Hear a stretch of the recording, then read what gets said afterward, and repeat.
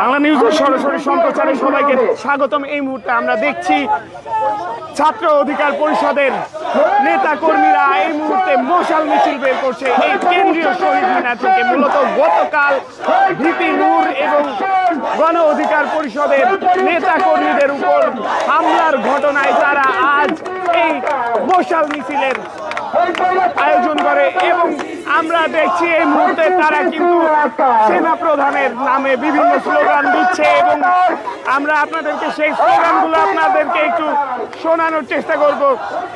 এবং এই মুহূর্তে আমরা দেখছি এই মশাল মিছিলটি কেন্দ্রীয় শহীদ মিনার থেকে ধীরে ধীরে বের হয়ে রাজু ভাস্কর্যের দিকে এগিয়ে যাচ্ছে এবং সেই মশাল মিছিল থেকেই ভিপি নূরের উপর যে হামলা, সেই হামলার ঘটনায় প্রতিবাদ জানানো হচ্ছে। তারা কিন্তু বিভিন্ন প্ল্যাকার্ড নিয়ে এসেছে।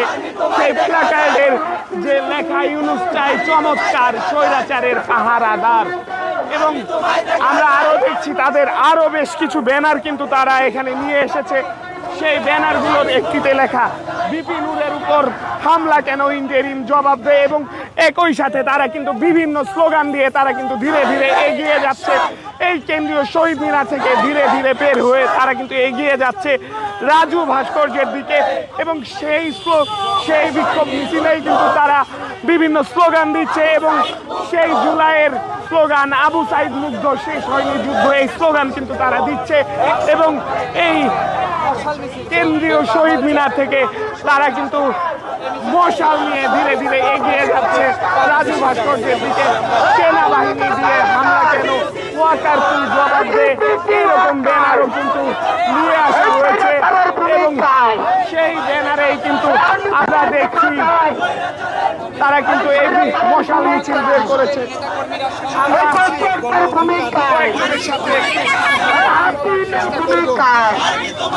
আজকের বিক্ষোভ মিছিলের কারণ, আজকের মশাল মিছিলের কারণ আমরা দেখেছি গতকাল ডাকসুর সাবেক ভিপি এবং গণ অধিকার পরিষদের সভাপতি জনাব নুরুল হক নূরের উপরে সেনাবাহিনী যেভাবে ইন্টেনশনালি তাকে হত্যাযোগ্য এবং হত্যা করার উদ্দেশ্যে তার উপর আক্রমণ করেছিল, তার বিরুদ্ধে আমরা প্রতিবাদ জানিয়ে মিছিল করছি।